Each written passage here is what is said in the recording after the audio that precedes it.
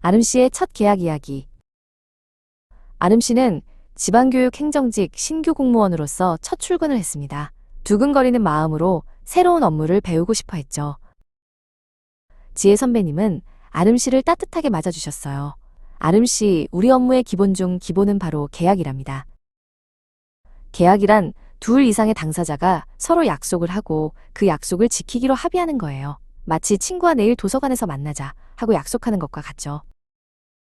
하지만 공적인 계약은 좀 더 복잡해요. 먼저 누가 계약하는지 당사자가 명확해야 하고 무엇을 위해 계약하는지 목적이 분명해야 해요. 그리고 가장 중요한 건 양쪽이 모두 자유로운 의사로 동의해야 한다는 점이죠. 또 계약 내용은 법에 어긋나지 않아야 하고 계약하는 당사자들은 계약을 맺을 수 있는 능력이 있어야 해요. 예를 들어 미성년자와 중요한 계약을 맺을 수는 없겠죠? 우리 교육행정직에서는 대부분의 계약을 서면으로 작성해요. 그래야 나중에 오해가 생기거나 분쟁이 발생했을 때 명확한 증거가 되거든요. 꼼꼼하게 확인하는 것이 중요해요. 학교 급식 재료 구매 계약, 학교 시설 공사 계약, 교육 프로그램 용역 계약 등 다양한 종류의 계약을 다루게 될 거예요. 각각의 계약마다 조금씩 다른 점이 있답니다. 만약 계약을 지키지 않으면 어떻게 될까요? 계약 위반이 되어서 법적인 책임이 따를 수 있어요. 그래서 계약을 맺기 전에 신중하게 검토하고 계약 내용을 정확히 이해하는 것이 정말 중요하답니다. 우리는 공무원이기 때문에 계약을 맺을 때 항상 공정성과 투명성을 지켜야 해요. 그리고 무엇보다 국민의 이익을 최우선으로 생각해야 하죠. 우리의 작은 계약 하나하나가 교육 현장에 큰 영향을 미치니까요. 아름 씨는 지혜 선배님의 설명을 듣고 계약에 대한 두려움이 사라지고 자신감이 생겼어요. 이제 저도 훌륭한 교육행정직 공무원이 될 수 있을 것 같아요.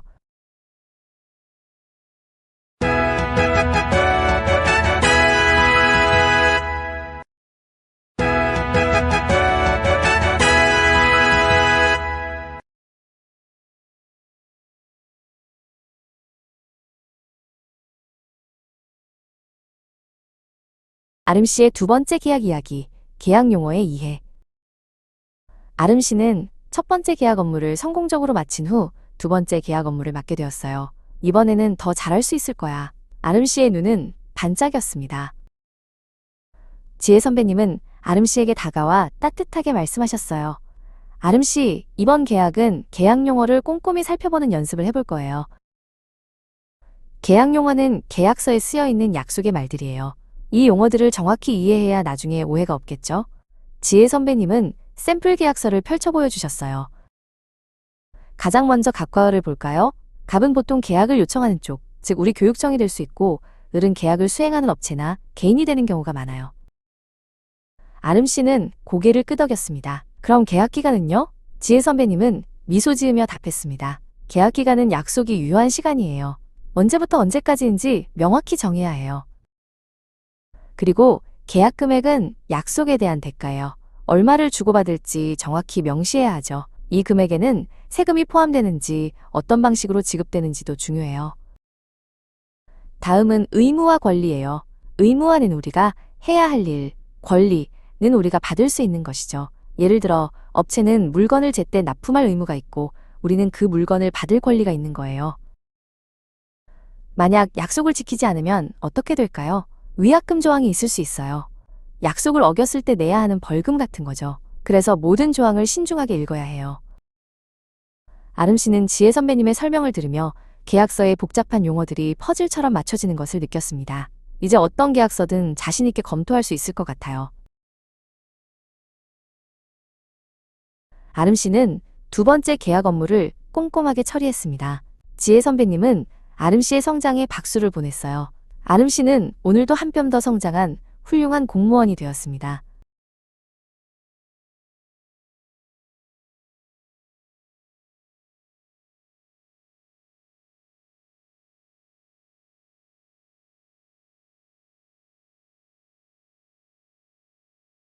아름 씨의 세 번째 계약 이야기, 가격 용어의 이해.